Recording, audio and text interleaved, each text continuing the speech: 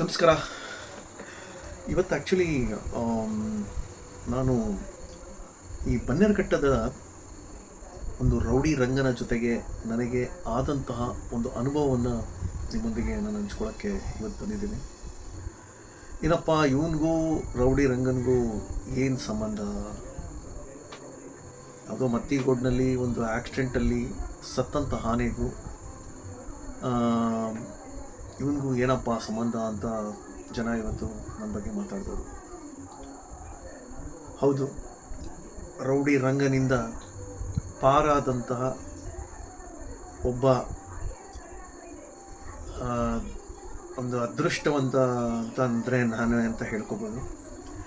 ಯಾಕೆ ಅಂದರೆ ಅವತ್ತಿನ ದಿನ ನಾವು ಈ ಕ್ಯಾಮ್ರಾ ಟ್ರ್ಯಾಪ್ಸ್ ಇದಕ್ಕೆ ಸ್ವ್ಯಾಟ್ ಅನ್ನೋ ಒಂದು ಸಂಸ್ಥೆ 2014-15 ಸಮಯದಲ್ಲಿ ನಾನು ಸಿಂಹಾದ್ರಿ ಅವರ ಒಬ್ಬ ಇವರು ಸ್ವ್ಯಾಟ್ನ ಸಂಸ್ಥಾಪಕರು, ಅವರು ನಮ್ಮ ವನ್ಯಜೀವಿ ಸಂರಕ್ಷಣೆಯ ಗುರುಗಳು.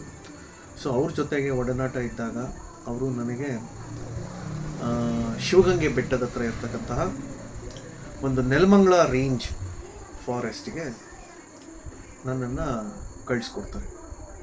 ಯಾಕಂದರೆ ಆವಾಗ ಫಾರೆಸ್ಟ್ ಡಿಪಾರ್ಟ್ಮೆಂಟ್ ಜೊತೆ ಸುಮಾರು ಒಡನಾಟ ಇಟ್ಕೊಂಡಂಥ ಸ್ವ್ಯಾಟ್ ಒಂದು ಕ್ಯಾಮ್ರಾ ಟ್ರ್ಯಾಪ್ಸ್ ಇದರಲ್ಲಿ ಕೆಲಸ ನಿರ್ವಹಿಸ್ತಾ ಇರುತ್ತೆ.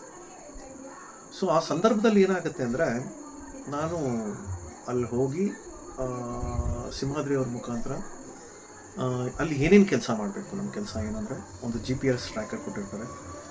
ಸೊ ಅಲ್ಲೊಂದು ನಮಗೊಂದು ಗೆಸ್ಟ್ ಹೌಸ್ ಮಾಡಿಕೊಟ್ಟಿದ್ರು. ಸೊ ಆ ಗೆಸ್ಟ್ ಹೌಸ್ನಲ್ಲಿ ಒಬ್ಬರು ರಮೇಶ್ ಬಾಬು ಅಂತ ಅವರು ಒಂದು ಓನರ್ಶಿಪ್ನ ಒಂದು ಗೆಸ್ಟ್ ಹೌಸ್ ಅದು. ಸೊ ನನಗೆ ಅಲ್ಲೊಂದು ರೂಮಿನ ವ್ಯವಸ್ಥೆ ಮಾಡಿಕೊಟ್ಟಿದ್ದು. ಸೊ ಆ ಟೈಮಲ್ಲಿ ಏನಾಗಿತ್ತು ಅಂದರೆ ನಾನು ಒಂದು ವಾರಕ್ಕೆ ಅಂತ ಈ ಕ್ಯಾಮ್ರಾ ಟ್ರ್ಯಾಪ್ಸ್ ವಾಲಂಟಿಯರ್ಗೆ ನಾನು ಹೋಗಬೇಕಾಗಿತ್ತು. ಸೊ ಆವಾಗ ನನಗೆ ಅಲ್ಲಿ ನಮ್ಮ ಫಾರೆಸ್ಟ್ನ ಇನ್ನೊಬ್ಬರು DRF ನಮ್ಮ ಹರೀಶ್ ಸರ್ ಅವರು ಭೇಟಿ ಆಗ್ತಾರೆ.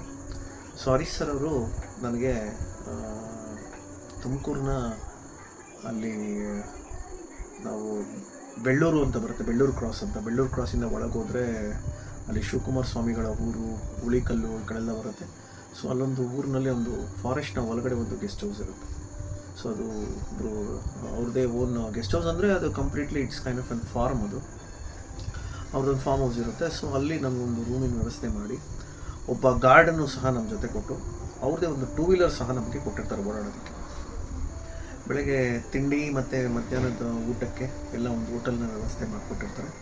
ಸೊ ನಾವು ಪ್ರತಿನಿತ್ಯ ಅಲ್ಲೇ ಹೋಗಿ ನಾವು ಊಟ ಮಾಡ್ಕೋಬೇಕಾಗುತ್ತೆ. ಸೊ ಈ ರೀತಿ ಒಂದು ವ್ಯವಸ್ಥಿತವಾಗಿ ನಮಗೆ ಕ್ಯಾಮ್ರಾ ಟ್ರ್ಯಾಪ್ಸ್ ಇರೋದು. ನಮಗೆ ಡೈಲಿ ಬೆಳಗ್ಗೆ ಏನು ಇನ್ಫಾರ್ಮೇಷನ್ ಬರುತ್ತೆ ಅಂದರೆ ಅಲ್ಲಿ ಸುತ್ತಮುತ್ತ ಹಳ್ಳಿಗಳಲ್ಲಿ ಎಲ್ಲಿ ಆನೆ ಹೋಗಿ ಯಾರ ಒಂದು ಬೆಳೆಗಳನ್ನು ನಾಶ ಮಾಡಿರುತ್ತೆ, ಸೊ ಆ ನಾಶ ಮಾಡಿರ್ತಕ್ಕಂಥ ಜಾಗಗಳಲ್ಲಿ ಹೋಗಿ ನಾವು ಫುಟ್ ಮಾರ್ಕ್ಸ್ಗಳನ್ನು, ಆಮೇಲೆ ಎಷ್ಟು ಬೆಳೆ ಹಾನಿಯಾಗಿದೆ, ಆಮೇಲೆ ಅಲ್ಲಿನ ಒಂದು GPS ಟ್ರ್ಯಾಕ್ ಮಾಡಿ ಅದನ್ನು ನಾವೊಂದು ಫೈಲಿಂಗ್ ಮಾಡಿಕೊಂಡು ಅದನ್ನು ತೆಗೆದುಕೊಂಡು ಹೋಗಿ ನಾವು ಫಾರೆಸ್ಟ್ ಡಿಪಾರ್ಟ್ಮೆಂಟ್ಗೆ ಸಬ್ಮಿಟ್ ಮಾಡಬೇಕು. ಸೊ ಈ ಒಂದು ಕೆಲಸದಲ್ಲಿ ನಾವು ನಿರತರಾಗಿರ್ತೀವಿ. ಆಗ ನಮಗೆ ಶಿವಗಂಗೆ ಫಾರೆಸ್ಟ್ನ ಸುತ್ತಮುತ್ತ ಇಷ್ಟು ದೊಡ್ಡ ದಟ್ಟ ಕಾಡಿದೆ ಅಂತ ನಮಗೆ ಗೊತ್ತಿರಲಿಲ್ಲ. ಸೊ ನಾವು ಒಂದು ದಿವಸ ಈ ಕಾಡನ್ನ ನೋಡಬೇಕು ಅಂತ ನಾವು ಹೋದಾಗ ದಟ್ಟ ಅರಣ್ಯ. ಸೊ ಅದೆಲ್ಲ ಹೋದ್ವಿ. ನಮಗೆ DRF ಹರೀಶ್ ಅವರು ಅವಾಗ DRF ಆಗಿದ್ದರು, ಇವಾಗ RF ಆಗಿರಬೇಕು. ಸೊ ಹರೀಶ್ ಅವರು ನಮ್ಮನ್ನು ಕರ್ಕೊಂಡೋಗಿ ಕಾಡನ್ನು ತೋರಿಸಿದ್ರು, ಮತ್ತು ನಮ್ಮ ಜೊತೆಗೆ ಯಾರು ಗಾರ್ಡ್ಸ್ ಇದ್ದರು ಅವ್ರನ್ನೆಲ್ಲನೂ ಕರ್ಕೊಂಡೋದ್ರು. ನಮ್ಮನ್ನು ಅರಣ್ಯದ ಬಗ್ಗೆ, ಕೆರೆ, ಹಿಂದೇನು ಇದ್ದಿತ್ತಂತ ಎಲ್ಲ ಇದನ್ನು ತೋರಿಸ್ತಾಯಿದ್ರು. ಸೊ ದಿನನಿತ್ಯ ನಮ್ದು ಇದೇ ರೀತಿ ಕೆಲಸ ನಡೀತಾನೆ ಇತ್ತು. ಸೊ ಇದಾಗಿ ಒಂದು ವಾರ ಕಳೀತು.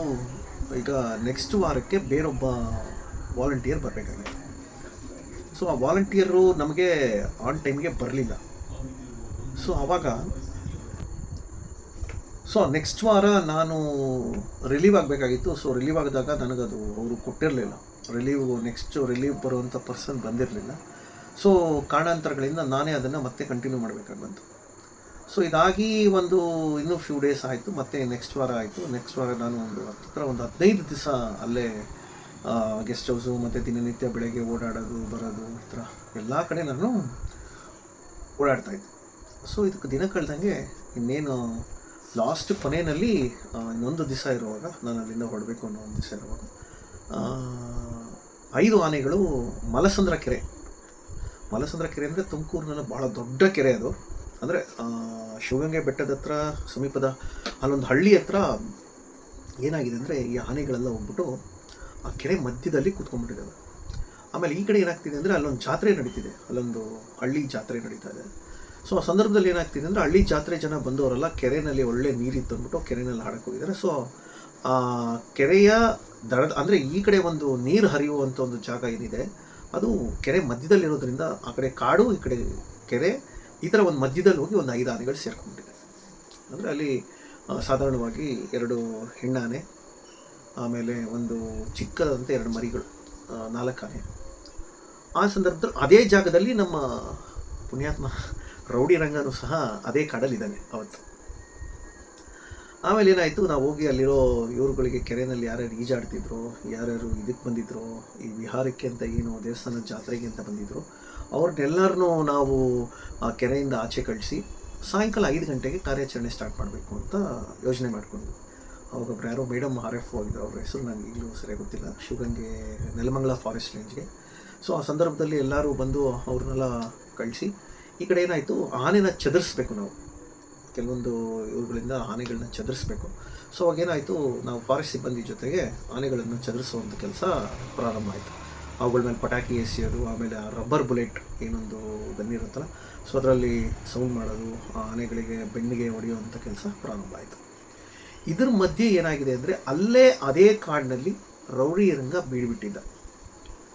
ಸೊ ನಾನು ಸಾಧಾರಣವಾಗಿ ಅವತ್ತೇನಾಗಿತ್ತು, ಒಂದು 5:30 ಸಮಯ.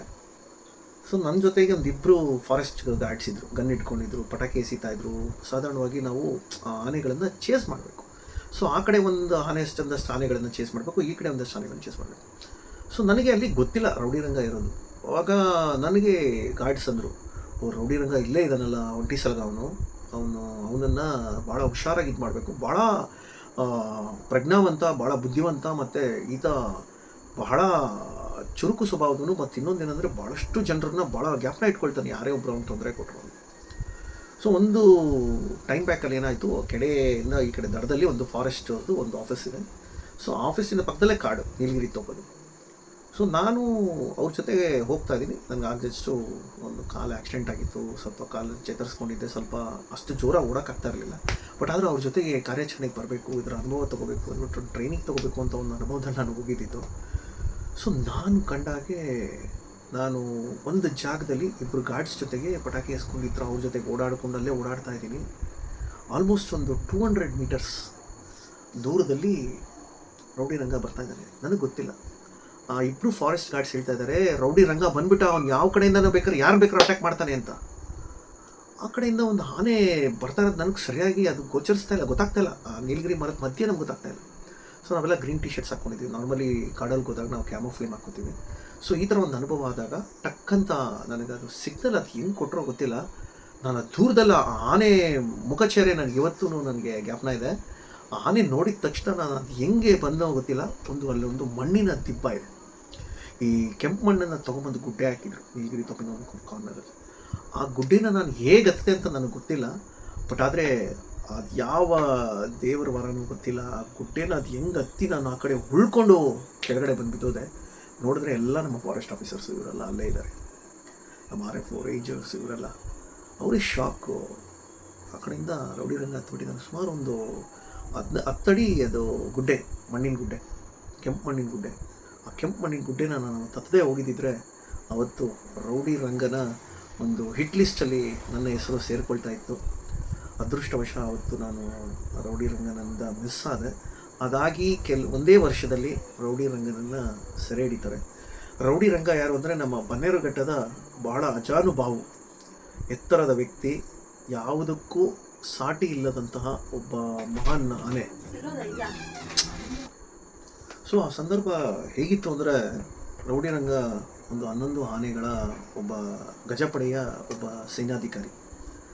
ಆ ರೌಡಿ ರಂಗನ ಬಗ್ಗೆ ನಾವು ಎಷ್ಟು ವಿವರಣೆ ಮಾಡಿದ್ರು, ಇಲ್ಲಿ ಅಕ್ಕಪಕ್ಕ ನಾವು ಕೇಳಿದಂಥ ಮಾಹಿತಿಗಳನ್ನು ನಾವು ಕಲೆ ಹಾಕಿದ್ರು, ಈ ಬನ್ನೇರುಘಟ್ಟ, ಕಗ್ಲಿಪುರ, ಆಮೇಲೆ BM ಗಾವಲು, ಈ ಮಂಚನಬೆಲೆ, ಶ್ರಾವಣದುರ್ಗ, ಉಳಿದುರ್ಗ, ಈ ಕಡೆಲ್ಲ ಎಲ್ಲ ದುರ್ಗಗಳು, ಮಾಗಡಿಯಿಂದ ತುಮಕೂರುವರೆಗೂ ಅವನ ಆರ್ಭಟ ಭಾಳ ದೊಡ್ಡದಾಗಿತ್ತು. ಅದಾದಮೇಲೆ ಅವನ್ನ ಸೆರೆ ಹಿಡಿದ್ರು. ಅವನ್ನ ಸೆರೆ ಹಿಡಿದು ತೊಗೊಂಡ್ಕೊಂಬಂದು ಅವನ್ನ ಸೆರೆ ಹಿಡಿದಾಗೂ ಅಷ್ಟೇ ಬನ್ನೇರುಘಟ್ಟದಲ್ಲಿ ಭಾಳಷ್ಟು ಪುಂಡಾಟ ಮಾಡಿ ಅವನು ಅಷ್ಟು ಈಸಿಯಾಗಿ ಇದಾಗಲಿಲ್ಲ. ಬಟ್ ಆದರೆ ಭಾಳ ಬುದ್ಧಿವಂತ. 4 ತಿಂಗಳಲ್ಲಿ ಆತ ಬೇಗ ಪಳೆದ್ಬಿಟ್ಟ.